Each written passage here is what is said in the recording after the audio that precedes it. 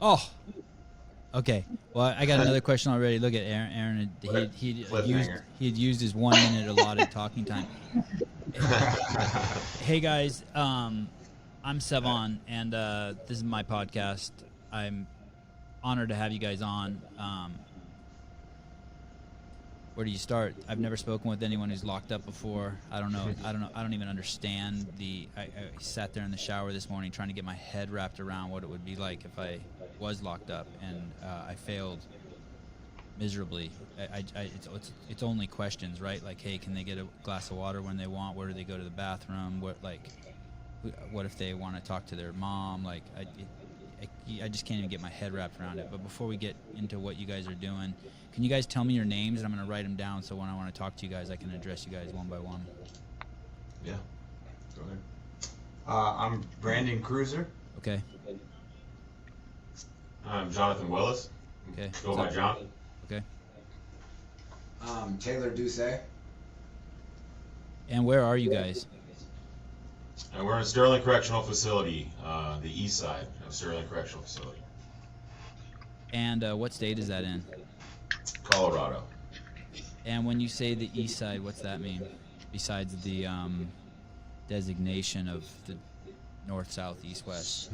Sterling is the largest prison in Colorado, and so they have multiple custody levels here, and so they've designated half of the facility as a higher custody and half of the facility as a lower custody.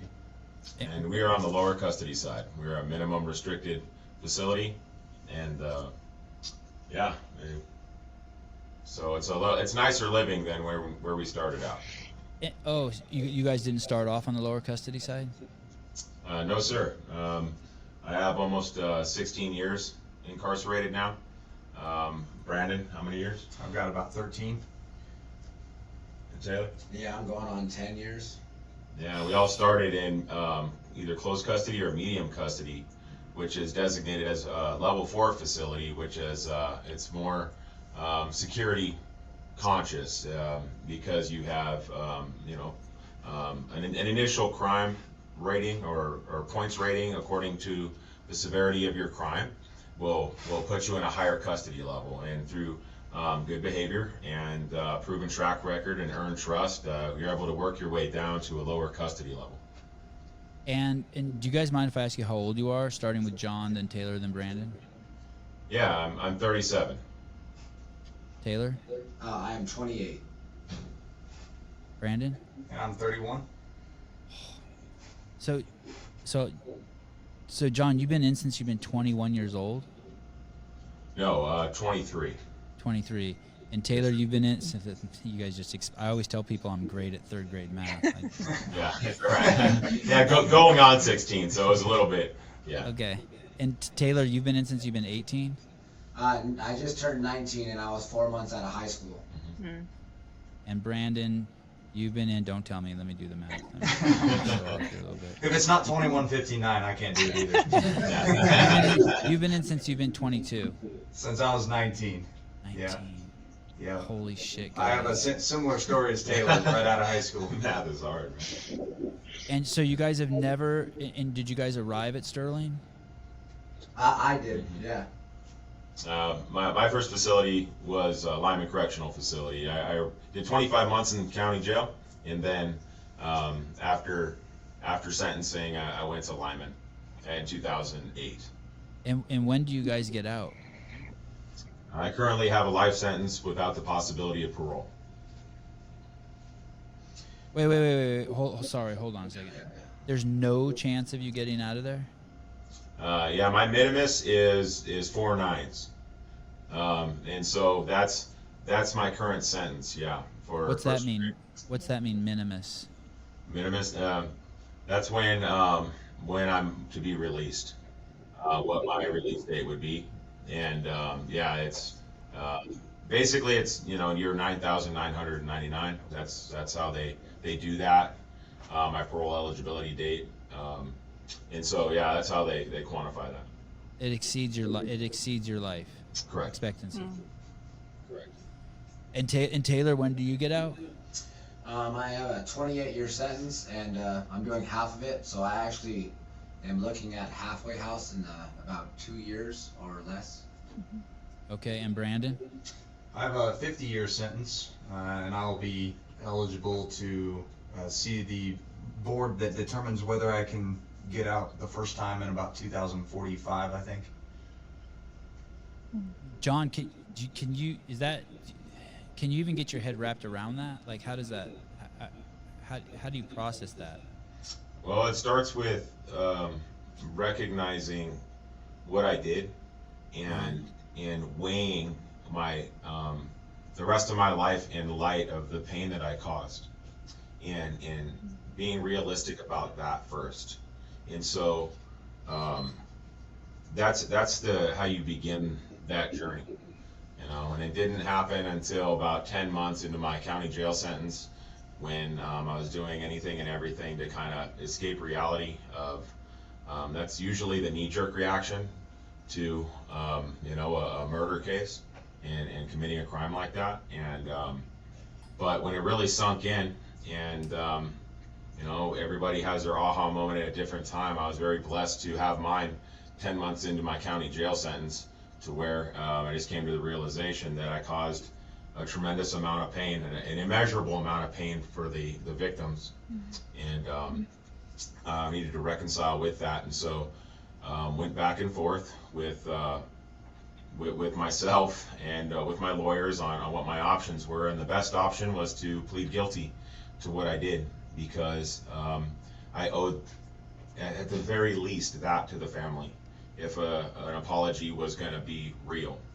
And so you asked about the start of it, okay? And so when I got to sentencing, I pled guilty. I was able to address my victim's family and give a formal apology, and they were able to give a response. And my victim's sister, as I was leaving the courtroom, told me to go in there and help people, Jonathan. And so that was the start of how to deal with that. Was, number one, she recognized my value and that I still could help people. You know, it was a subtle way of saying, you still matter and you can matter to others. Don't waste it. And so that's how I dealt with that. You know, I'm in prison for the rest of my life because I earned the sentencing according to the current laws. And so able to move forward every day because I was given a purpose by the very people that I hurt. Do they have a program in the prison that like a 12-step program, instead of like a 12-step program might be like how to quit drinking? Do they have a program like, hey, how to reconcile with your situation, like a 12-step program for you guys or something? Not that I'm aware of. They have like victim offender dialogue programs, and to where you can write a letter to your victims if you choose, and if it gets accepted, it goes into a letter bank in which the victims' families are notified that there is a letter if they ever want to read it. But beyond that, I'm not aware of anything else. So it was just fortuitous that you stumbled across this process. Yeah, absolutely.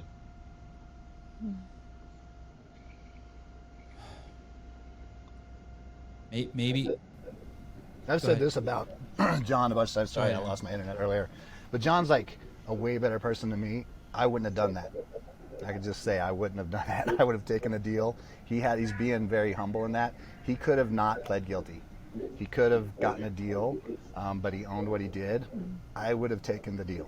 He's an amazing person because of that.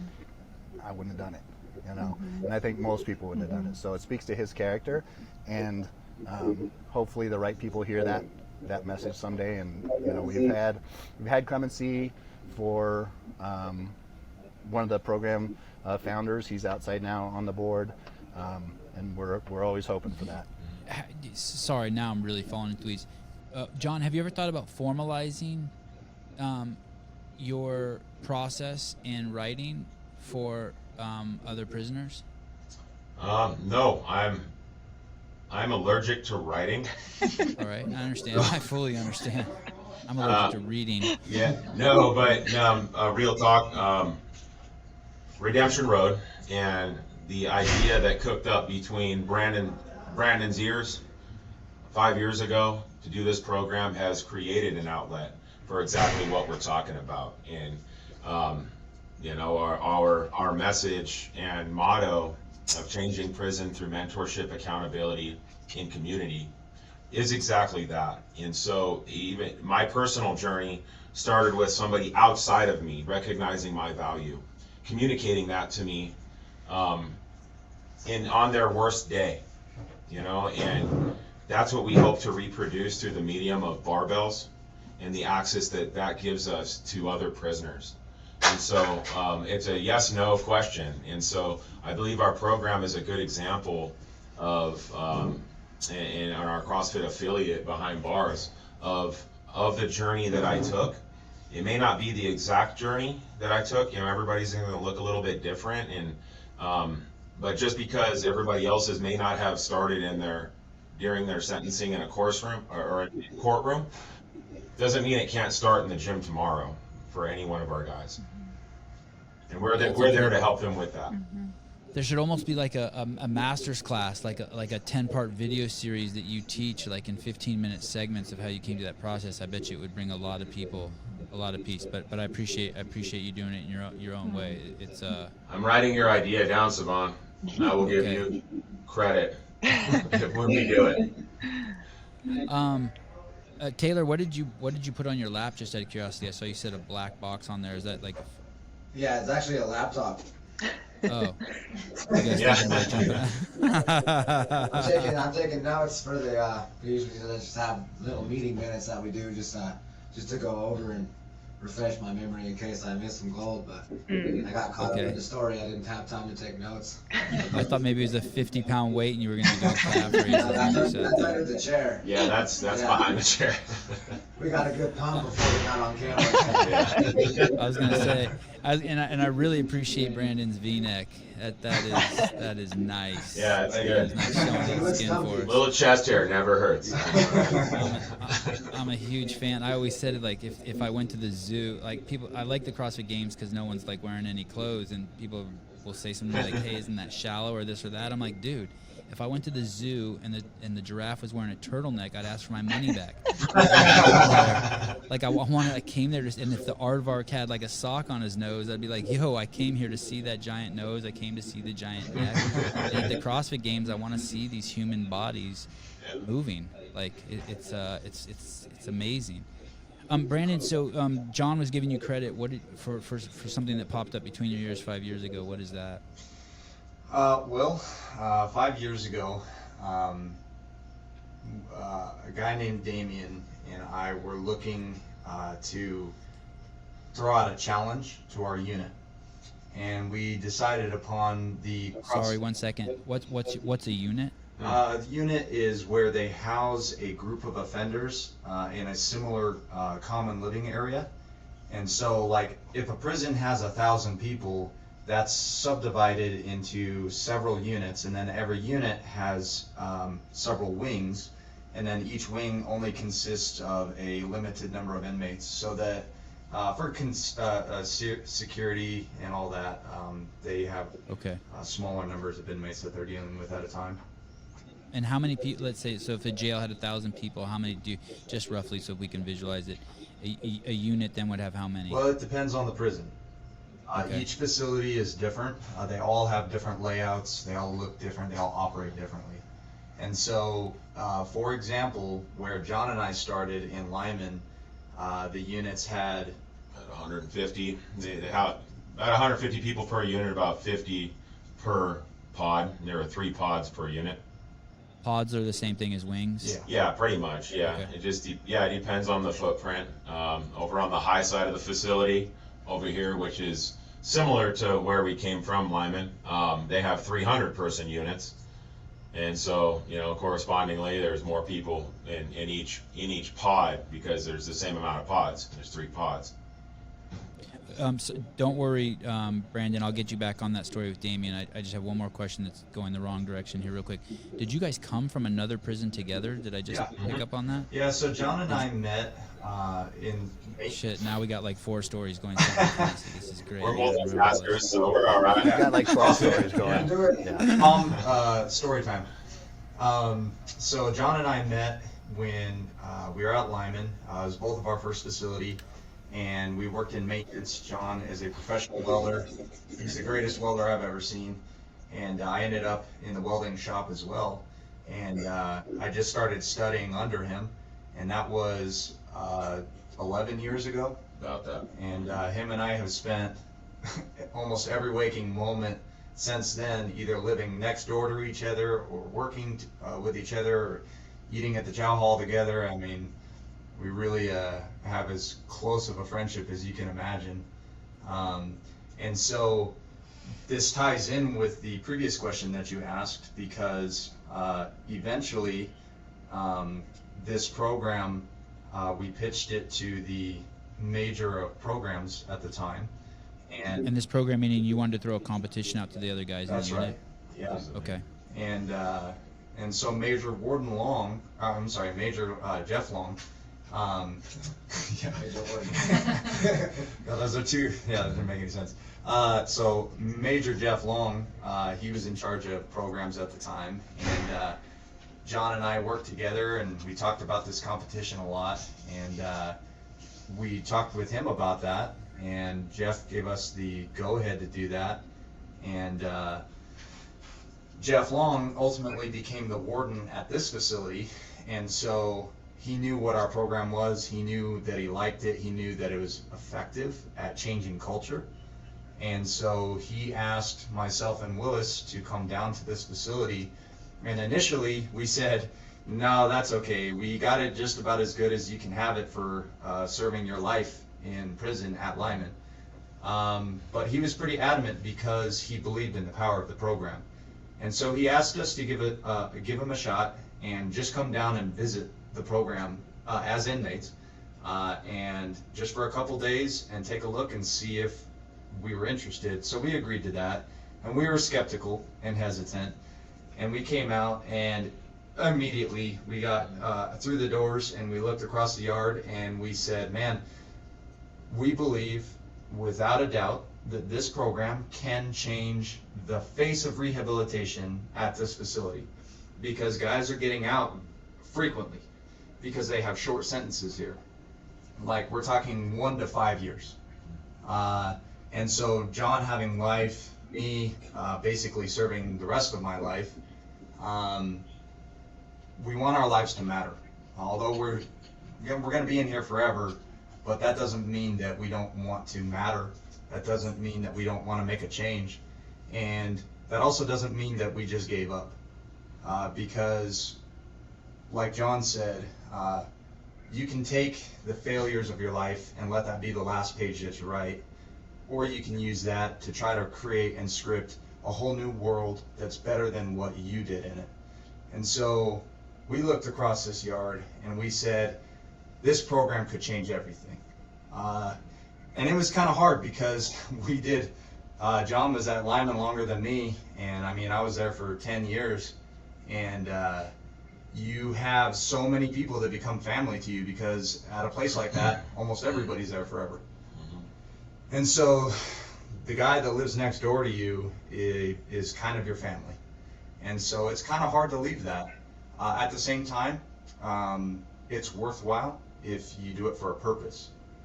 And so wrapping that back around, that's why we're here at this facility.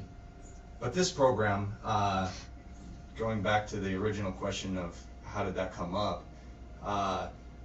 Damien and I, he was a guy, he lived next door to me, close friend of mine, and we wanted to host a competition, and so we started brainstorming on what that could look like. And So sorry, let me stop you here. So you guys were already doing CrossFit in the prison? no, not really. No, not at all. Okay, In so when you fact, say competition, you guys were just like, you guys worked out in the yard, Yeah. and you guys were like, hey, let's do a competition. so they Yeah, had just weights, like you said. and John and I and a third member of our core team, Trevor Jones, we used to work out together. I just did whatever John told me to do for the day, and we did cleans, and we did deadlifts, and we did basic powerlifting, and we were strong, and we won a lot of the weight meets around there, and so we were all fitness guys. And when we put together this idea for a competition, we really weren't sure what this was going to look like and how to do a massive competition like that. And so we started looking into the idea of the CrossFit Open. I got a hold of my dad, who is a 42-year Denver police officer, and I just kind of asked him, hey, can you look on the internet and see what a snatch is and see what a double under is? How did you even know about CrossFit? We didn't. Inside? Yeah, well, Oh, okay. I mean, we were aware of it because they were broadcasting the games on TV, and so Okay. when we saw somebody like Amy and Sophia lifting weights that we were struggling to lift, we were like, oh, there's something to this. We want. Now, number one, my pride's hurt, you know, and I want to figure out how to do that. Number two, that we just never seen any kind of compilation between the kind of exertion of power under weights as well as gymnastic capacity and different, you know, things like that. So it sparked our interest, mainly his interest. And I was kind of I'm kind of cool doing what I like training like a football DB. I'm cool with that, but yeah, that's what he's talking about. Okay. Sorry to interrupt. No, that's Brandon. cool. Yeah, so I reached out to my dad and had him start looking up these movements. And he wasn't really sure either. He's not a fitness guy. And so he said, hey, I do know a guy that does know some of this stuff. Let me give him a call. And that was Aaron Brill on the call here. And Aaron said, well, hey, why don't you guys look into the CrossFit Open? It's an online competition. You guys might be able to do that. And so we're like, awesome. Still didn't answer a lot of our questions, but it did give us some direction. And so we put together this challenge and put it out there for the inmate population. And what was really cool is the cool thing about CrossFit. CrossFit is this lure. It's a beacon. And it attracts a certain kind of person. It attracts this certain kind of person that really has this hard work mentality and this fight and their fire within them that wants to give everything they can to try to become better. And it's very noticeable in prison. It's always that kind of person that finds themselves in that situation. Don't get me wrong, there are awesome people all around prison. The common prison idea, that exists, but that's not the whole story. And so when we put this competition out there, we had about 30 people. Is that about right? Mm-hmm. We had about 30 people show up. How many letters we got? And we just said, hey, whoever wins will cook you some brownies and give you some soups, some chili ramen. Yeah. And these guys showed up, and this is where the idea was birthed, because it was the 2016 Open, and I think it was event number 2. We were outside, and there was an older black guy, and there was a younger white guy, and they were doing the competition together. If you don't know prison, that might not seem like a big deal, but in prison, especially in Lyman, that never happened. Honestly, prison is a place where it's very racially divided, it's very age divided, it's affluence it's divided in every single way that you can imagine, so that people are very, very selective of who they spend their time with, and oftentimes aggressive towards those that they don't. And so right away, when you had these two contrasting individuals coming together under this one idea, I was standing there and I was judging, and I watched this younger white guy who's doing burpees, and the older black guy got down on his knees and was cheering for him.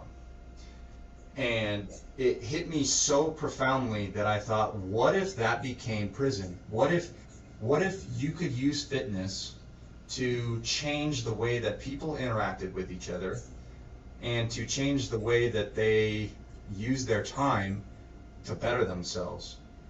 Because a lot of people in prison have this natural lure to fitness. They want to be big, they want to be strong, they want to be in control. And so it's very different from being really great at something else. When you have big biceps, it speaks. And so, Aaron, are you leaving I'm us? sorry. I said, Aaron, are you leaving us, Aaron? Oh, okay. That was fun watching you get dressed, by the way. Brandon, you know what's crazy is CrossFit spread to 162 countries on all 7 continents, including Antarctica. It did it with no marketing plan, no dollar spent on advertising, and with no intention, with no vision to be a business. And you just explained why. It is not only is it for every single human being, but it when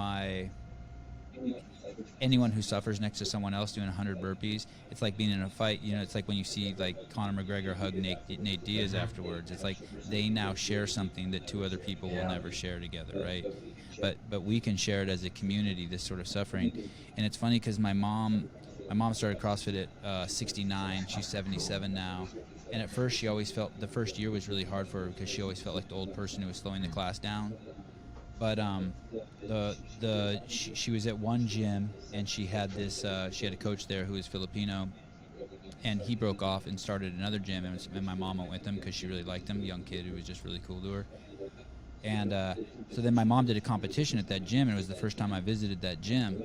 And I went there, and there's 70 Filipinos who are between the age of 18 and 35, and then my mom, this, at the time 72-year-old Armenian lady. I'm like, Mom, you never told me that they were all Filipino and that you're the only white kid in here. And she's like, I didn't even know. Oh, wow. Like, that's awesome. Yeah, and it's just like of course she didn't know. You know what I mean? My mom's trip was that she was the old one, not what. So everyone has their hang up, right? But this thing, you nailed it, and it's so funny that no matter who digs for the CrossFit treasure, they always find the same treasure. And you even found it in prison. I'm going to tell you one more crazy story along that line that I noticed. When I lived in college, I went to school in Santa Barbara, and I went to college, UC Santa Barbara, and in my backyard, I let homeless people stay in my backyard, as many as wanted, like just whatever. And half of them were like, and I was homeless for 2 years too. So the vast majority of them were addicted to something. I would say all of them, either meth or alcohol or something bad had happened to them, and they were just drowning their sorrows, everything. There was one guy in there named Carms. He was a Rastafarian dude, super dark black. And then there was another dude in there we called Skinhead Dave, and he had the swastika tattooed on his neck and hate on his hands. But they both stayed in the backyard. They both came into the house when I cooked, and they became best friends. And I would even often see them sleeping on the couch together, like heads in opposite directions. And it was so fascinating to me. And at that point, I realized, man, all that shit is just like luxury. Like, but when it comes to survival, like if 2 of you can get on the same page for survival, and that's basically what I'm hearing that you're using CrossFit for, is like survival. It's survival for your meaning of life, right? It's adding value to your life. And when I saw that, and I saw that at a young age, I was like, oh shit, this is like when you need shelter and food, like some things change, right? Like your priorities change. You're like, all right, I'll throw that racist shit out the door.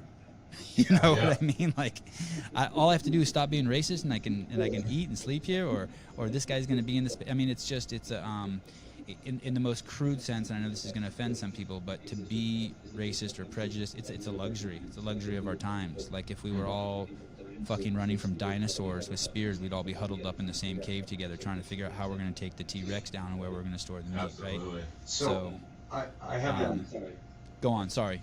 I have a thought on that. Luxury is a community thing, in the sense also that here in prison, you don't get to choose who you're friends with necessarily. And so, like, John and I, we think oppositely half the time. And what's really cool about that is, in the real world, it tends to divide people. And like somebody splits off to do their own gym. Here, we have no choice. We have to work together. No matter how bad things ever get, this is always going to be my best friend. So is he. And so are the guys that are doing this with us. And so it's really cool because we can monopolize on that and use that to our advantage to bring other people that aren't like us around and then you can use that for rehabilitative purposes. And mentorship. Right, capitalize on your differences as opposed to use them Exactly. to fight each other.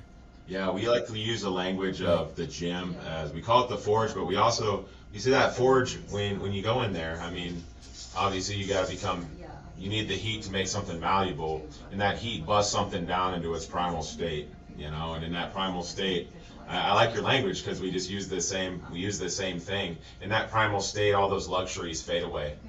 You're just trying to find oxygen. And where's the Oxygen, water? yes. Water and oxygen. That's all I need. And then the other guys need water and oxygen too. And that's all they care about too. And then all of a sudden they're caring about each other in that shared suffering, and that pile of sweat and blood. Yeah, you're only going to fight over cups when you have 100 cups. If you all have 1 cup, you guys are just like, we just need to fill it with water. Yeah. You guys, there's this book. It's called The Tao Te Ching, and it's written by. There's a Stephen Mitchell translation, and I think you guys would be. It's you guys, man. It's there's a saying in there: stop thinking, and all your problems will end. And I had found that book before I found CrossFit, but I remember one time doing 100 burpees for time, and I'm like, holy shit, this is cheating.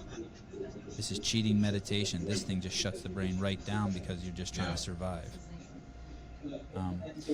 And then how does Taylor fit in? Is he the third wheel? Did you guys meet him at Lyman? Like what's he doing? You felt bad for him, so you just throw him on give him some screen time. What's his? Where's he? Where's he fit So in? when we were slated to move over, Taylor was already at Lyman for a few months and hanging out, and Taylor has a unique role in the startup and founding of Redemption Road 999 in Fremont Correctional Facility. Our friend Trevor Jones, who we spoke about, who is another one of our really good friends, he's a current level 2 instructor.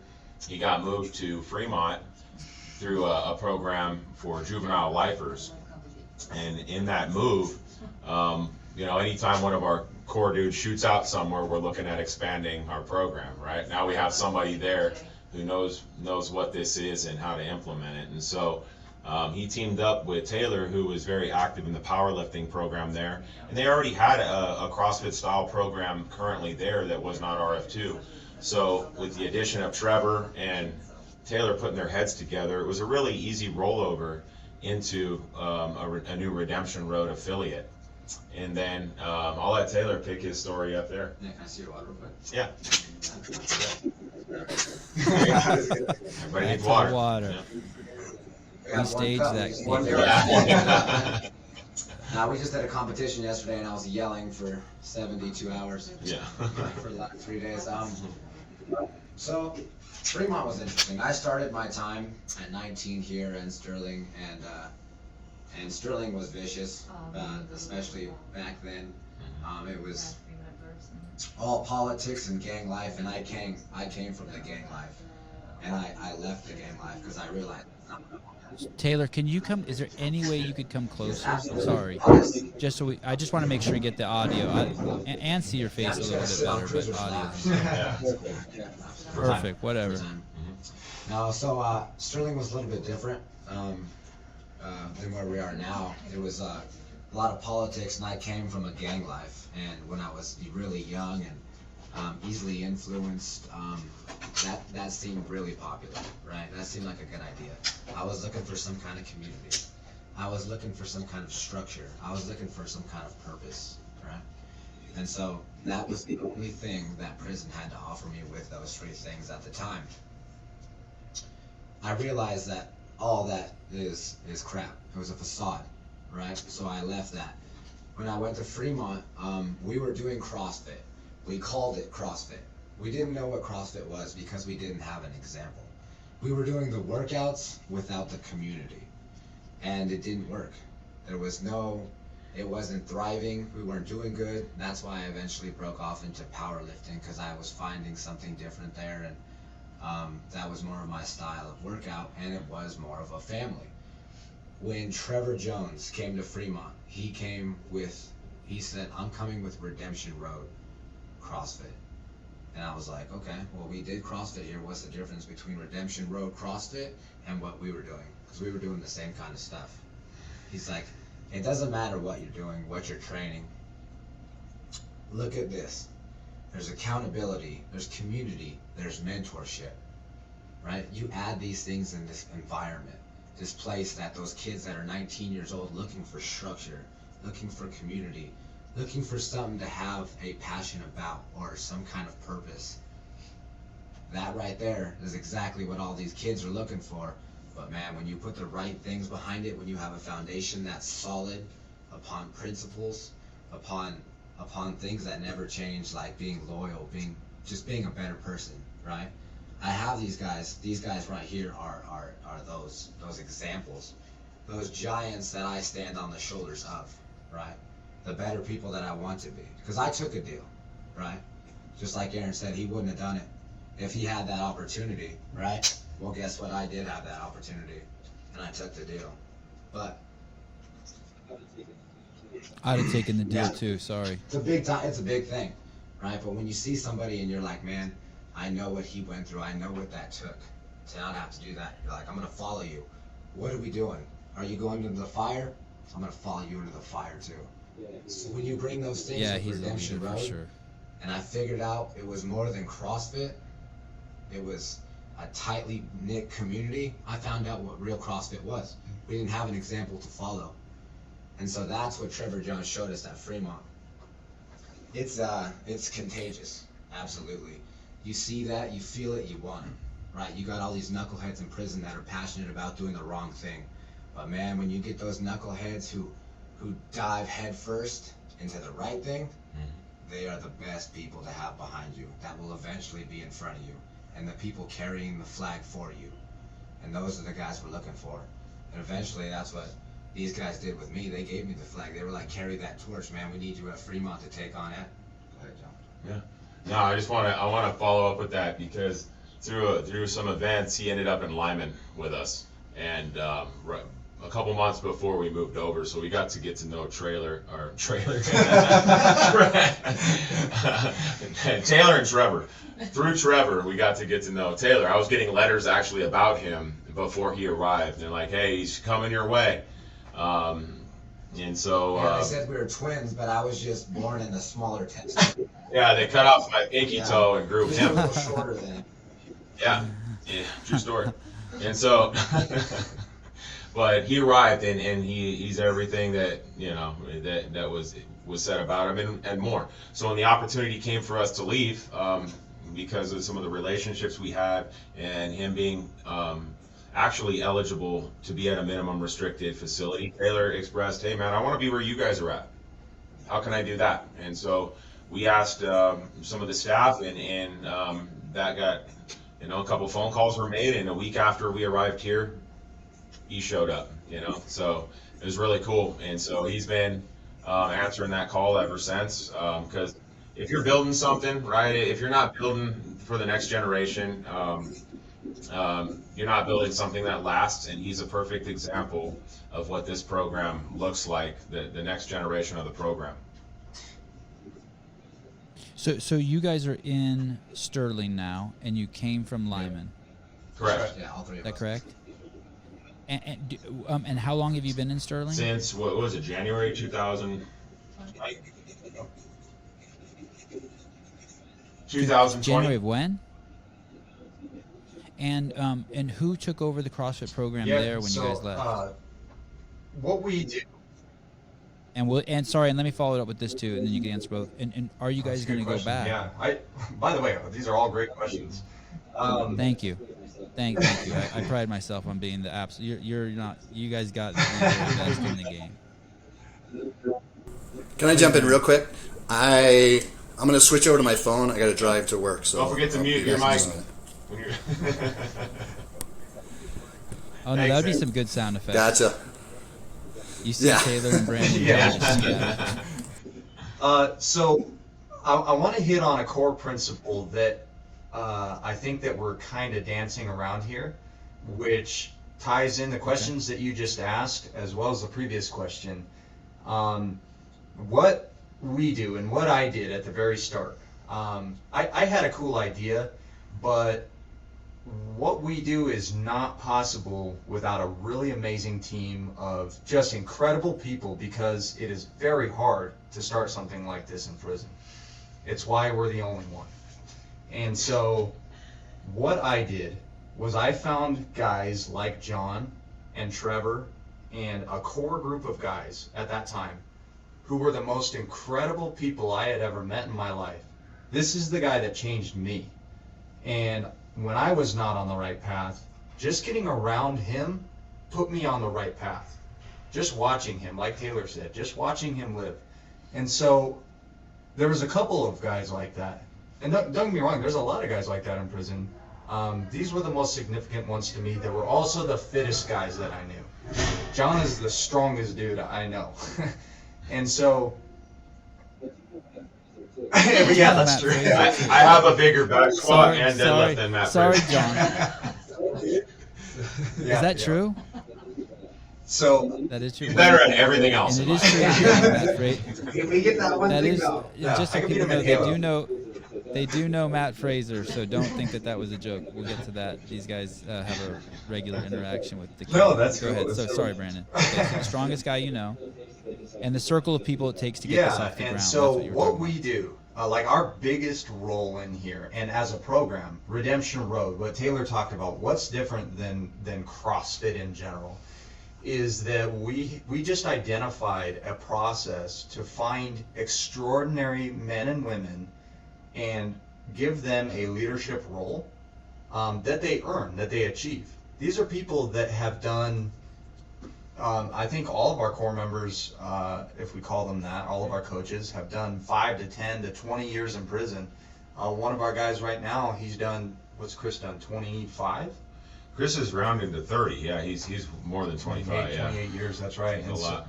So what we do is we find people that have been consistent and excellent. And we give them every tool that we can out of our experience. And with all the training from CrossFit and all the positivity and support from our volunteers like Sophia and Amy and Peter and Aaron and a whole board of them. And those individuals are very capable. And when we establish the CrossFit program somewhere, our immediate goal is world-changing leaders creating world-changing leaders. Disciples making disciples. However you label it, our idea is to take those people that are so powerful by their presence alone that they change people and give them those tools, and then once they're good, we try to move on and find that again somewhere else, so that they're all still pushing that same purpose. And then we have that confidence that at all 4 of our current affiliate facilities, that is the same torch, the same banner that Taylor was talking about is being flown there. And with the 3 facilities that we're currently expanding to, those teams are also building that. And so it's all based out of barbells, but the shadows of that behind that are always the same. It's the same. I really liked your idea of taking John's character and putting that in a package for somebody to look at. It's the same idea that we take leaders and give them the package and say, you have it. You have all of it. I just want to exploit that and make more awesome opportunities for people to do that themselves also. Because what we're not... We want to fill your amazing vessel Yeah. with a little bit of CrossFit knowledge. We know you're contagious already. We want to give you something else, another flag to carry. That's We carry right. this And flag one forward thing that with we're us. not about is just saying, hey, you did a workout, therefore you're redeemed. Or hey, you did a couple of years in prison, or hey, you beat Halo, you're a great person now. We are very demanding on what we are looking for from people, because we expect them to stop doing drugs. We expect them to stop tattooing or fighting or hating people or hating themselves. And so sometimes those are challenges for people, but a lot of times people just have never seen what that looks like in another way. And so they get around a guy like him and they say, wow, you know what, I never had a brother like that said I shouldn't treat a woman like that, or that I shouldn't treat somebody else's possessions like this, because everybody in my life was saying the opposite. And so now they're rethinking everything. and then we throw them on a barbell and say, think of this while you're in your primal state of failure. And then once you're used to failure, then it's all uphill. Yeah, I think what I love about the CrossFit gym is it's hard to find and identify where somebody can find wins in life and to develop a mindset of adapt and overcome that builds that character trait. And in our CrossFit gym, over that barbell, every day you have an opportunity to walk away with a personal win in some way. And that personal win, you know, when you meet the challenges of life, they weren't as hard as Fran at 6 a.m. guaranteed for most things, right? And the things that are hard or harder than what you face in the gym, at least you're primed with not the panic response to the traumas that you will inevitably face through a tragedy or whatever. And so we love watching guys and gals break through and develop that mindset of, okay, well, what's my next win? What do I need to stack on top of this last accomplishment so I can reach my goals and start thinking about goals?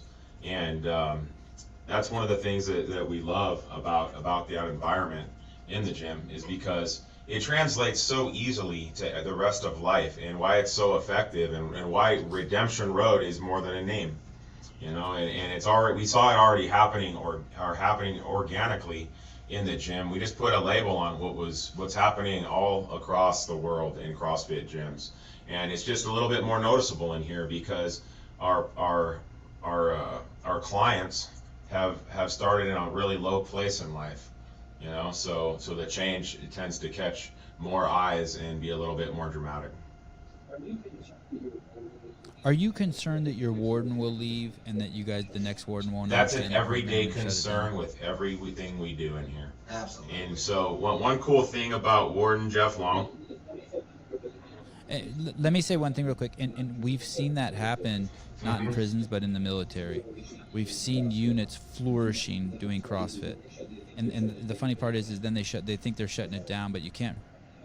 Uh-oh, you're in an echo. You guys hear that?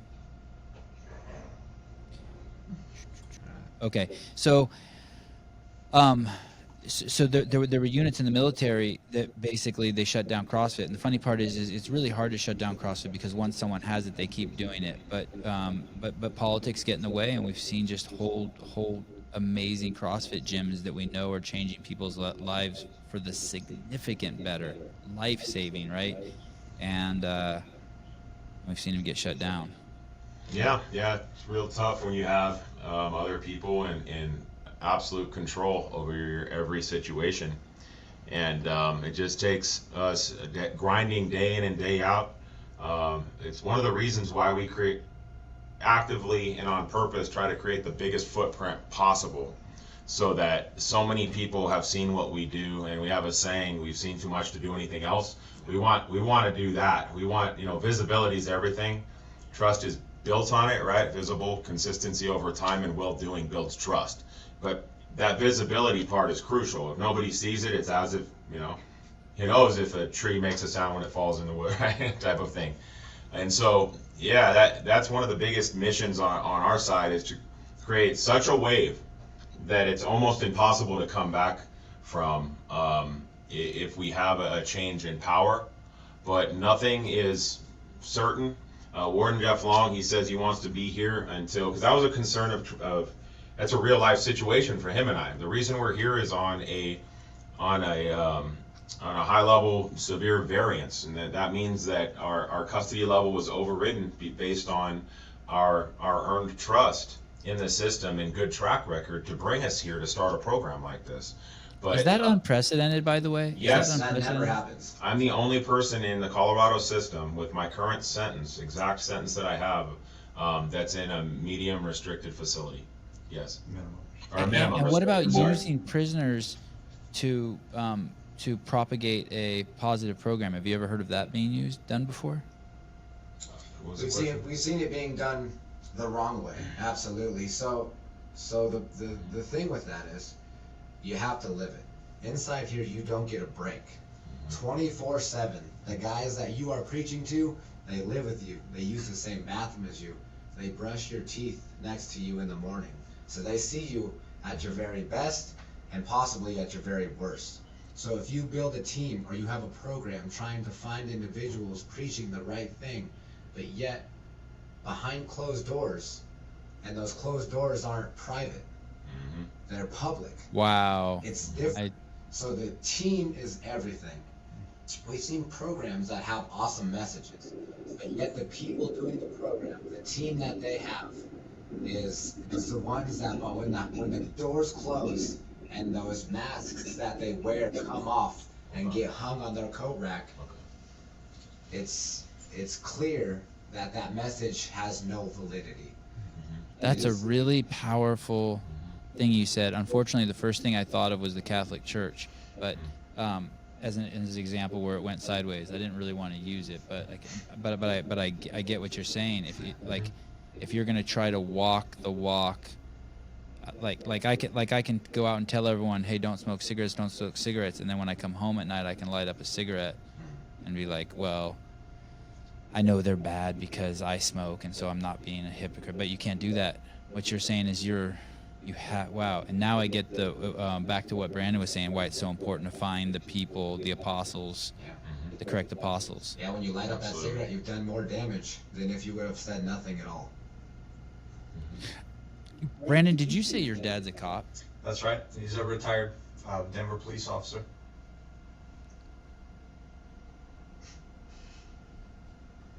Do you have any kids? I do not.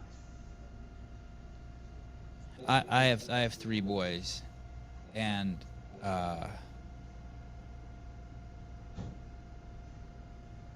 it's a man. Your dad. But did you talk to him a lot? Yeah, we're pretty close, and in fact, CrossFit has brought us much closer together. Yeah. I can't really talk about it. I wanted to talk about it, but it's too much for me. Sorry.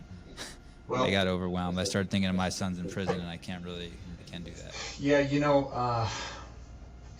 in prison you don't have as much connection with your family as you would out there, obviously.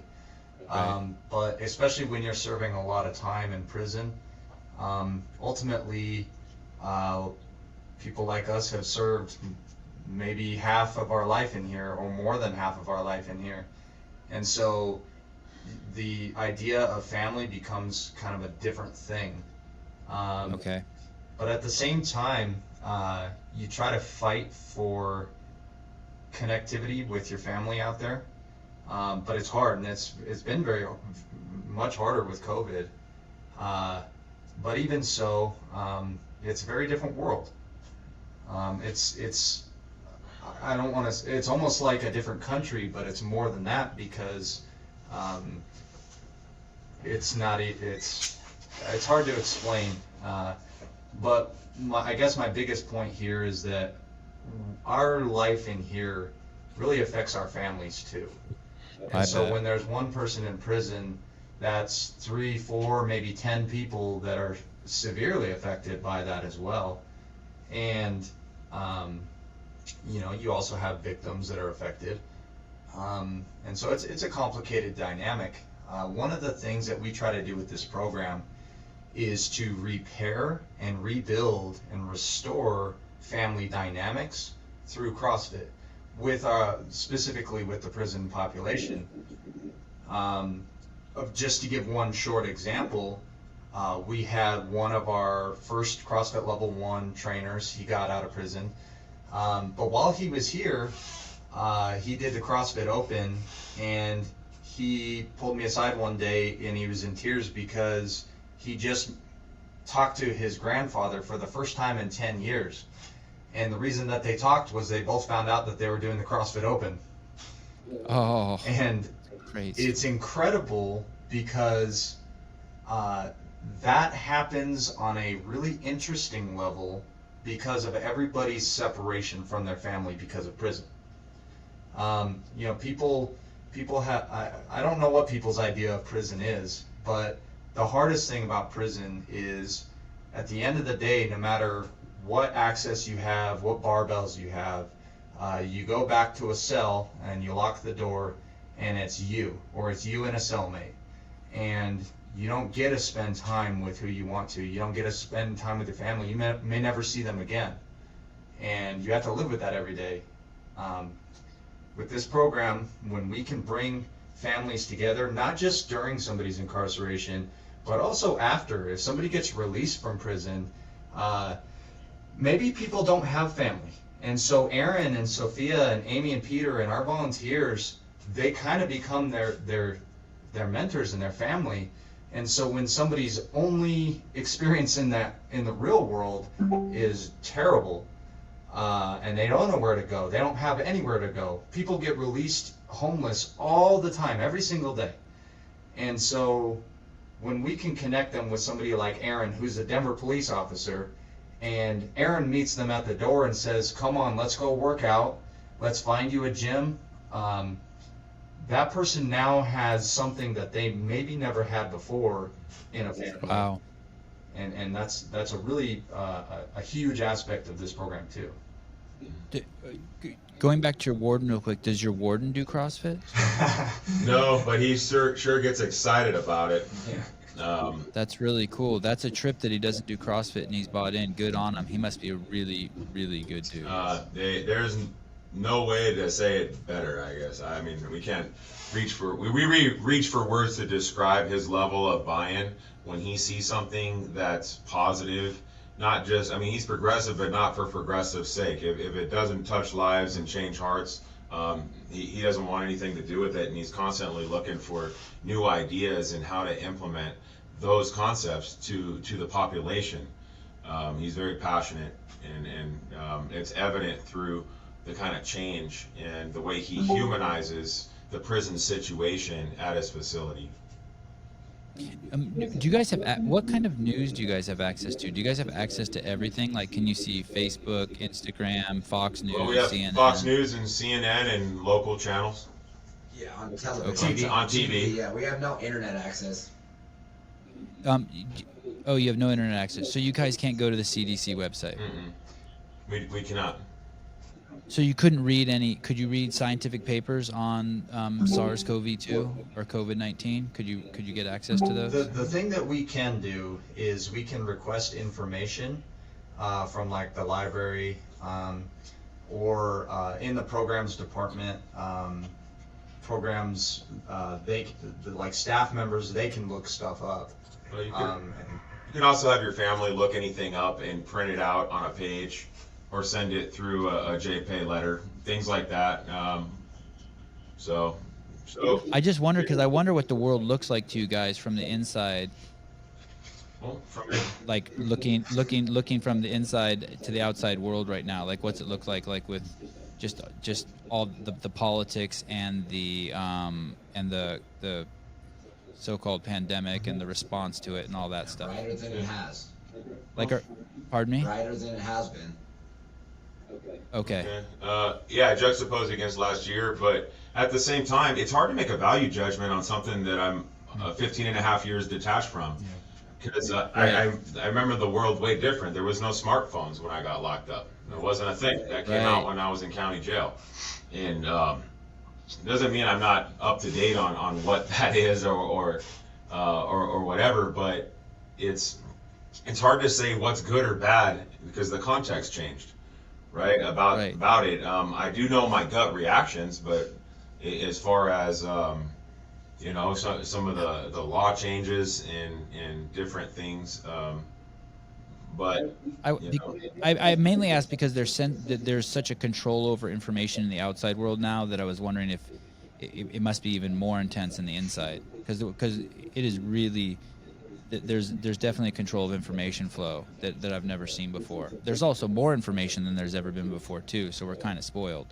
But yeah. But it's interesting. So I was just wondering how it was in there. Like, are you guys scared of getting COVID and dying from COVID-19, or are you guys like, yeah, no, we're no? It might be crazy to say, but I don't know if we can get it. Yeah, we've been around everybody that has it. Man, we've been moved like 6 times in the last year and a half, close to it. And every place that we've been moved, We just recently got vaccinated. Within the last 2 months, we got vaccinated. But all that time prior, while it was COVID cases were exploding in this place, it seemed like they exploded in every hallway we went.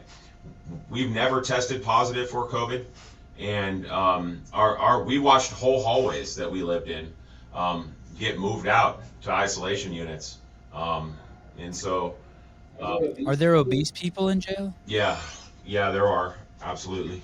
Elderly, obese, diabetic, all the ailments that you can knock off a list, we have those here. And we work with a lot of guys in our gym that have diabetes, that have no mobility basically in their lower extremities, things like that. And boy, they love it because they see that with a little bit of care and work that sadly sometimes, I wouldn't say sometimes, but for the most part, for sure, our medical facilities do not even offer. They offer none of those, and having a CrossFit gym in here, it's cool for the guys that are just meatheads or the guys that are dedicated and fire breathers themselves, but also for the ones who are just like, I want to be able to get up in the morning and feel better than I did yesterday. Those are the guys that were like, come here, we have you, you got our full attention, you got our one-on-one support, and they've never seen anything like that. And most of them have been in prison for decades, and that's where they've caught the diabetes or the ailments that they have, because they've been in this box with cement walls, and the only thing to pacify them is a television with 15 channels, and that obviously leads to sedentary lifestyles and bad diet choices and all the things that You sound like Greg Glassman. You sound like Greg Glassman, Taylor. Well, we've, devoured his stuff, Yeah. So. I love, we read books We like sweat it out, I Bravado guess. style. Yeah. He's allergic to writing, but not reading, man. It's these guys that I'm sitting next to, they're some of the brightest minds that I've known in my life, so I try to soak it all up. I don't say this loosely. If you guys are interested in speaking with him, I can definitely arrange that for you guys to speak to him. So if you guys ever want to pick his brain, he is probably one of the most brilliant human beings. His brain is a trip. That would be great. Yeah, that would be pretty awesome. crazy. And on a side note, and I'm no doctor, but I spend a lot of time researching SARS-CoV-2 and looking at pictures of people who died, and I've never seen anyone who looks like you guys who's died from it. Not one. And I spent a lot of time. So, and by look like you, I mean chiseled faces, pecs sticking out, collarbones and trap showing. Yeah. Give me some. So one of the topics that I think we're brushing up against is the prison diet. Yeah. And Taylor, he's hitting on that really well. In prison, you have the standard diet that the state offers you. In an attempt to make it as affordable to the taxpayer as possible, they have chosen to make the diet very largely consist of spaghetti and bread. Well, beans. And beans. And so, Like what they feed our kids at school. yeah, exactly. Yeah, it's exactly the same thing. That's all I know is high school meals and prison meals. Yep. Yeah, very. Yeah, very. And Lunchables. Yeah, Lunchables. None of which are great for you. So what happens is we get these guys that have ate nothing but ramen noodles, honey buns, and carbs, empty carbs. And they come in and they say, I have 16 health ailments and I'm dying. And I don't know what to do. Because everybody says, there's no answer, go lay back in your bed. And is that the only answer? And what we have done is we have created kind of a side option to the CrossFit stuff that we're doing, which, by the way, we're very, very, very much into CrossFit. We believe it is the answer, and that gymnastics, rehabilitation, it's all CrossFit. It's just how you apply it to specific populations. It's scaling. And so we take guys that have those health ailments. We have a guy right now, he's 300 something pounds. He was 400 something pounds.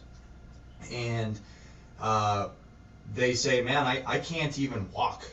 And we have literally taken multiple people that were in a wheelchair that had terrible diabetes, that had terrible blood ailments, and other health concerns that medical was saying this is not good, and put them through simple CrossFit, applied very, very particularly. We are level 2 trainers, and Taylor hasn't taken his level 1, but knows all the stuff that there is to know. And we take these guys through this, and we change their diet, we change their workout, their lifestyle, and their self-perception. And a lot of times in prison, one of the biggest things is people are coming into the CrossFit gym and they're not quite sure where they fit in life. And so we can take them and we can just sit down with them and show them that we care and listen to them, and they start to bear those weaknesses, and whether it's physical or whether it's personal. And so far, of things that we can fix, we've had 100% success rate on rehabilitation and getting people to lose a lot of weight. And what's really cool is that every facility that we do this at, these guys end up, they're very constant with medical and in the doctor's office, you would say. And so they start coming back, and the doctors are saying, hey, your blood levels are looking better than I've ever seen them. Your diabetes are coming, they're lowering. Everything on paper is looking better. What are you doing? And they say CrossFit. And this has happened so many times that the leading medical staff at Lyman started doing the CrossFit program. Yeah, they got so interested in it. I started programming for both of the providers there. They were like, "Whoa, we want to know more about this." Brandon wrote up an awesome little paper handout for everybody that was interested on that track. You know, an alternative to prescriptions or whatever. He wrote up a CrossFit prescription basically, and so. I was in there on a checkup and struck up a conversation, and both of them were two of my main staff clients for programming. So yeah, I want to talk about our friend who walked in, who was, tipping the scales on 300 or 400 pounds a little bit. Give you a little bit of backstory on that, because personal stories trump everything, right? It touches these concepts to ground. And he walked in and goes, man, everybody told me that this wasn't for me, and I was on the knife's edge, back and forth on whether to come over here, because I can't do that, talking about muscle ups or whatever. And everybody said, those guys they won't have nothing for you. And he's like, but I said, forget it, I'm coming anyway. What can you do for me? I want to lose 100 pounds. That was about 4 weeks ago. He's lost 17 pounds so far in 4 weeks.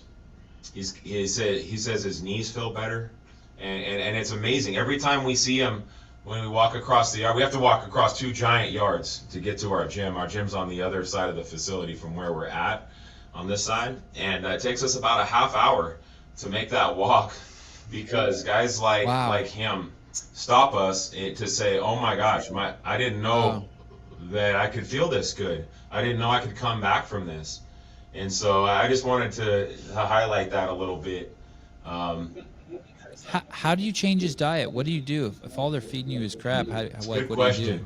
This guy and Damien, the co-founder of the program, they took, we call it the prisoner's CrossFit diet, and they took what's available for canteen items and what is offered on our menus, put them together very similar to zone blocking, and how to calculate that with measurements that the guys would understand. Like, there's a certain black scoop that comes in a carbohydrate meal replacer that they sell on Canteen that you could use as a measurement for different items, and made meal plans based on that. So the canteen is where you have to pay for it. And where do you get money for that? Go ahead. Well, yeah, you got family that support you. Some people do, some people don't. And then most people in prison, at least in Colorado, make about 80 cents a day. Yeah. Minus restitution. Yeah, minus 20% usually. And so, honestly, you can't support yourself. You just can't. There are certain industries jobs that you can have, and that they're very limited and very specific. But for the average guy, you're working with after restitution 60 cents a day. So unless you have somebody.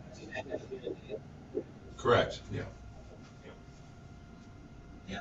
There's part-time too that makes about 30 cents. Yeah. Yeah. Pennies. What can people on the outside do to help your program? That's a great question. That is a good question. It just depends on what, who we're talking about on the outside. You know, we have, obviously word of mouth and increasing the visibility of basically dragging the spotlight over something positive that's happening in a dark place. That's the greatest asset that the public can bring. But within that, we just held the competition in Denver last Saturday, which raised, I'm still waiting to hear how much money we raised, but it was specifically to raise money for barbells, bumper plates, CrossFit equipment for our affiliate in Arkansas Valley. They didn't have a lot of equipment, so we wanted to support our affiliate with the greatest need so that they can reach more guys through this medium that we've known to affect this change. And we had Sophia, why don't you tell us how many people showed up to that event and what some preliminary numbers are. And is this an event that's outside the walls of the prison? Was supposed to be, but go ahead. Yeah, I can talk about that a little bit. So we initially intended on the event being held at the Denver Police Academy. So we wanted it to be outside of prison walls. Unfortunately, some of the logistical stuff for that did not work out. So we ended up having it at Denver Women's Correctional Facility. And we had 22 teams who participated as competitors. So that was, some of the teams were just community members, and then I think we had 14 insiders, right, guys? I think it was more than that, wasn't it? It was 14 athletes. Yeah. Oh, okay. Well, anyway, so we had our insider athletes paired with a community member for 17 of the teams. And some of them had met before, but most of them had not. And then we also had a ton of family members, just community members who were volunteering, and then all of us on the board who came and were kind of coordinators and judges. And then obviously tons of correctional staff. Each of our facilities sent staff with their participants, and then we had the staff from the actual facility that we were at. And I think that Aaron mentioned the donations, we're looking at around $10,000. It's incredible. Right now. One thing I want to highlight is all the volunteers that came as athletes. It was $200 buy-in for the comp. And so these amazing people comped the $100 that we didn't have to. So they individually they paid $100 or for us, so $200 total as one participant, and as well as some of them donated more. I'm aware that my partner donated a significant amount more to the cause, and so yeah, these are just amazing community people, community members that recognize a good thing for what it is, and are willing to put their money where their mouth is on creating real change. Another option that people have, especially with COVID parameters releasing a little bit, is proximity and presence. And the board members here that are on this call with us, I use them as an example. They come in and they work out with us. Sophia, she comes in and she makes us all look slow. And Peter and Amy come in and they work out side by side with us, and that changes a person's heart in when you're an inmate. To know that Peter's out there and that he cares about me, and that if I ever got out of prison, Peter would probably invite me to a barbecue at his house. That really affects me in a huge way. It affects every single decision that I make. And for a guy in our prison, in our program that's pretty new to all this, that can really affect his rehabilitation. A lot of our guys have addictions, and so when they encounter that struggle between do I use or do I not use, somebody like these volunteers that we have is a factor. It's a large factor. There's an accountability factor. Absolutely. You want to be accountable, right? Just like I want to be accountable to my wife, my friends, on different levels. Okay, this guy's making the effort to come in and work out with me. The least I could do is not be a piece of shit. So he keeps coming and seeing me, and and get it, not man. only that, It's human relations, and so if you're not doing the right thing, you can how do I explain it? You kind of go to jail within prison. They take you from where you're at and they can put you into a segregated place where it's just you. And so for people that are still doing the wrong thing, they can really lose the program.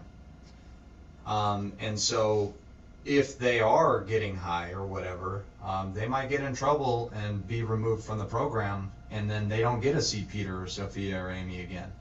And so that's a real factor when they say, man, I not just am I accountable to them, but I may never get to see that friend of mine again. And we're all accustomed with loss already, so it's that much more impactful. Absolutely. And another answer to one of your questions that kind of piggybacks on his presence is getting to know us. Like, so just through video calls, like one of the first things was like Matt Frazier was like, he wasn't as hesitant as I thought he would be. But when he got wait. So before you tell me about Matt Taylor, tell me, how did you guys get hooked up with Matt? This is a good one. Okay, so we got a guy who got out of prison who was one of our coaches, a coach candidate. We have different tiers. That's another story. But he was an awesome friend, first and foremost. Just a great guy to be around. He came to prison at a young age. He was still young. He didn't do a lot of time, but he did do enough time around these guys right here. And that rubbed off immediately. He didn't have to go through all the crap, at least minimal crap he went through. And he ended up getting out of prison very recently, I think in February. And he got out as somebody that was on fire. He got out still burning, still smoking on the way out. And he was like looking for ways to help us, but he didn't really need to look too far because he knows our position. He's lived next to us. He's brushed his teeth next to us in the morning, like I said. That proximity around our team and stuff like that. So he took the initiative to reach out. He just DM'd Matt Frazier on Instagram and was like, hey, what's up? We're RF2. And Matt was cool enough to be like his response was, excuse my language, but he was like, man, that sounds fucking awesome, right? He says that was his first response, and so it just went from there. And then Matt was like, cool, asking more questions, this and that. And TJ's number one thing, the thing that my answer to you is on this question is, how do I help? And he's like, schedule a video call with these guys. And then when you get to know us, things will pop off, ideas will pop off. We know how to collaborate with each other. We know who you are, you know who we are, just a little bit. And that leads to so many more answers to that question. How can you or anybody on the street help us? And it's very specific to who you are. So those answers will come with just that proximity, whether it's a Zoom conference or whether it's brand. So you guys Zoomed with Matt or whatever, So we did a video call with We him. had an initial one, and it was good. Just we ran down. He asked us questions about who we are and what our plans are, what we're presently doing, what our plans for the future are, and we spoke to those questions, and to our surprise, it's funny because we don't think of what we do as special. We know it is, but we don't think of it just because you do it every day, and it's just what you do when you get up, if that's the thing you're doing. And we were shocked at his response in a way, because he was just like, wow, I'm floored. He's like, I talk to a lot of people, he said, and with a lot of ideas, but you guys have your stuff together.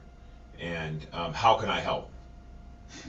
And when a guy like him, we all look up to and respect, says, how can I help?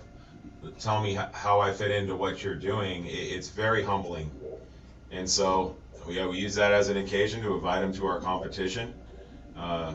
It was coming up, because there's nothing like seeing what we do. You can hear about it, we can talk about it here, but Sevan, there's no way you can really understand what we do until you come and see. So we're inviting you right now. You're welcome. Haha, thank you. I'm going to tell you one thing. I am so attached to so many people have been asking me to come to the CrossFit Games. I'm so attached to my little boys. They'd have to bring the prison to me. I am so selfish with every second. I have a 2 4-year-old and a 6-year-old, and it would take the world to. That's why I do this podcast from sitting behind this desk. That's a greater priority in my house. But if I'm ever in Colorado, I would love to do that. And maybe if you guys, maybe as I stay in touch with Peter, if I ever hear about a competition. The weird thing is I have a podcast with Matt, and we've done 21 episodes, and we've built a bit of a friendship over the last 4 or 5 years. I was on the media team for CrossFit, and he was obviously one of the athletes. And so what a small world this community is then for me to then also meet you guys. I had no idea until Peter just kind of slid it into the conversation I had with him yesterday. There's one observation I want to make before I leave, and one more question I want to ask you three, and I'll let you answer the question first. Especially speaking to men, I have my own thoughts that if you see men who are 16 to 35 years old who don't have direction or with idle hands in a civilization, you know that civilization has a lot of problems. Because basically, no matter how good of a person you are, you leave 10, 16-year-old boys on the corner too long, they're going to start throwing rocks, rock throwing competition. I'll hit that. Yeah, you just can't help it. And next thing you know, someone's like, I bet you I could hit that moving car. I bet you I could hit that bird. I bet you I could hit that old lady. And no one's thinking of any consequences, nothing. You're just a 16-year-old boy, and there's a section of your life that's just like that. What advice, and I'd like to hear from each of you, do you have for people who are on the outside and who aren't having to deal with the consequences in the path you guys ended up on? Number one is to those who are in position that should be looked up to as role models, fathers, big brothers, those who are in the positions of authority.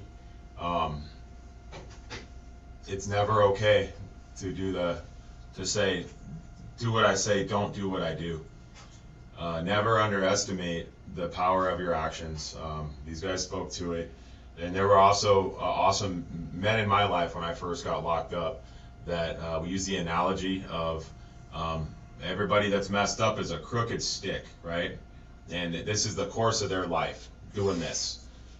And then it's noticeable when you find somebody that's living a straight path, that, they're making progress and they're not having to navigate a bunch of unnecessary nonsense. And so when you live that straight path, you lay a ruler next to a bow, it becomes real obvious that this one is crooked and this one's straight. And that would be my primary advice, is be that ruler, that thing by which somebody can measure their life by your life. That's a scary thing. That's a scary thing to accept that role and say, I'm not perfect, but look at my life. I'm authentic. What I say and what I do is there's continuity. And that should be the norm, not the anomaly. Taylor?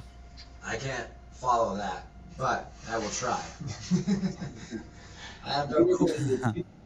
You already did the pec muscles dance, and you already own you own that room. Those boys ain't got nothing. Yeah. So, on a smaller scale, that is obviously the bigger scale.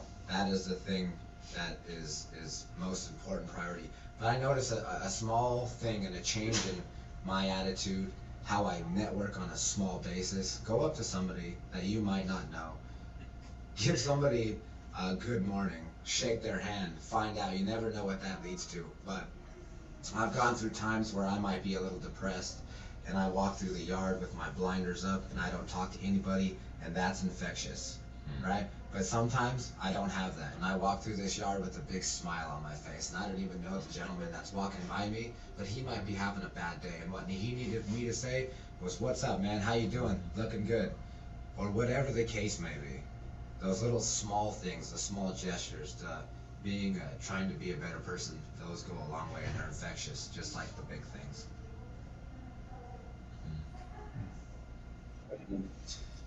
Well, Brandon. Geez, those are both hard to follow. I think that what makes a big difference for me is having. So John approached it from the top down. I guess I'll approach that from the bottom up, which is get yourself an accountability relationship. If I don't show up to work out today, these guys will be at my door, especially him, as soon as he gets back saying, "Where were you? What's going on already?" And that's the relationship that John's talking about. For me, for the other side of that is make sure that you are in that relationship with somebody. Make sure that you are expected to be somewhere in a fun way. It doesn't have to be where were you at 10 o'clock, but it's, hey, why weren't you at the gym today? I really believe that the answer is get into a CrossFit gym, go start working out, be a part of a team. And secondly, considering what matters to you. For somebody that's on the verge of ending up in here, there's a lot of guys that we run into that are like, "Oh, I didn't really care.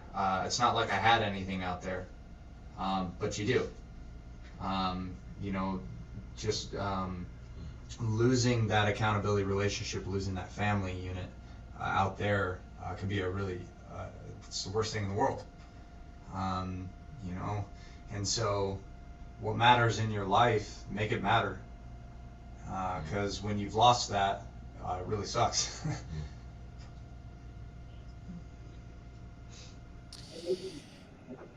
I noticed this right away, and I was wondering if it would wane or if it would ebb and flow, or like what would happen as I talk to you guys more and more. But what's trip is that you guys are locked up, and you guys, if I didn't know you were locked up, I wouldn't know.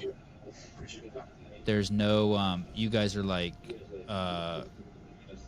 three of the most grown ass, confident man-childs, with no bravado, no fakeness. There's a bit of child in all of you, and yet I feel all of your guys' like willpower, and it's just amazing. You guys hold your head up high, and that would be that would be the biggest challenging thing for me if I was in your situation, to still present, let my voice rise from who I am, because I would probably like be in more of a survival mode, right?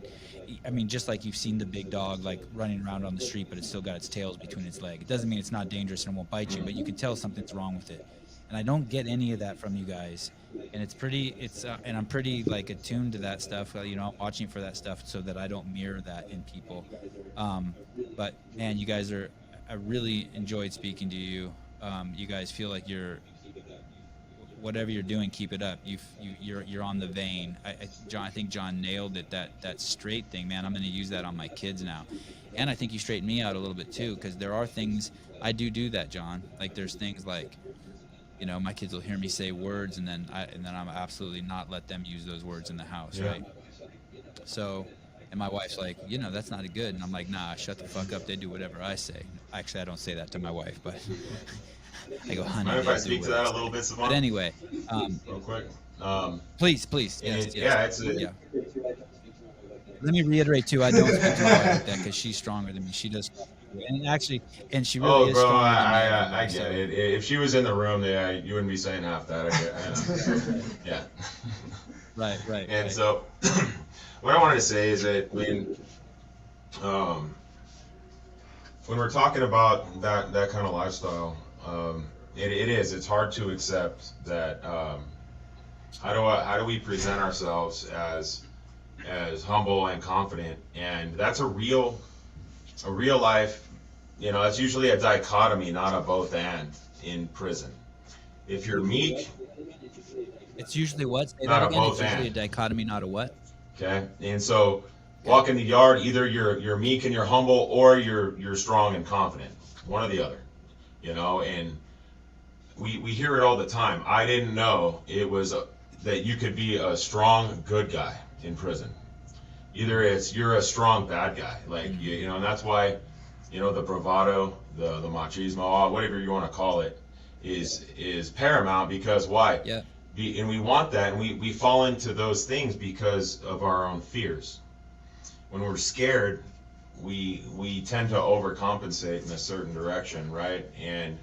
But if our decisions are based on or somebody realizes that's possible, to be a confident, strong, good guy, that your stuff is character driven, not fear driven, then it allows for that. And what we also find is that's contagious. When Sevan, with your kids, and you set that bar, and it's amazing how I'm sure you've seen this, they naturally raise to the level of bar that you set for them. And it happens, Yes. With any of our bros. It's just how we work as humans. The people around you tend to rise to the highest peak that's around them. And so that's why we find it so important that we preach that message in here. Don't quit asking for things, become it. Be that, because you're infinitely valuable and you have infinite potential. And so just attack life in those parameters, and it will happen. I appreciate you reiterating what I said. You not only said it better, but you completely understood what I was saying. And one of the things people have criticized me for the way I've raised my kids, because I set the bar so high for them. And but the thing is they'll live up to how high you set the bar. So to not set the bar is to disrespect your kids. And it's really, I know it's so hard for parents to get their head wrapped around, because they want to nurture and feel sorry for, but like, man, that's not, you're not there to be their friend. You're there to make them capable humans. So it's 12:25, and this is the longest I've gone in a podcast. All right, well, before you peak, so I'm already patting myself on the back. I want to say our board members that are present and non-present, these are all non-paid positions. These are all volunteered positions, and the work and the hours that they put in are on their dime and their time, and they do it for us in here. And it'd be a crime to end this podcast without recognizing them and their sweat that they do side by side from a distance, ironically, but very effectively. Thanks, that's great. And John and Taylor and Brandon, Sophia, Amy, Peter, thanks. I don't know if you guys know, Peter just reached out to me on Instagram. I think we had chatted a few times before, and obviously he's a CrossFitter, so I'm a CrossFitter, so we know. Awesome. All right, guys, I send you my love. Thank you. I'm glad our paths crossed. Thank you for the invaluable experience of go ahead. Were you going to say something, Brandon? We were just wondering where we can get this recording, or where we can find it. So this, I'll be completely frank with you, this is going to be extremely challenging, because there's been a lot of echoes and funny stuff going on, and people in and out of the call, and I'm already I feel my butthole puckering at the thought of editing this, because it's going to be so choppy. But thank you. You're very solution oriented, John. What I do. You've been consistent.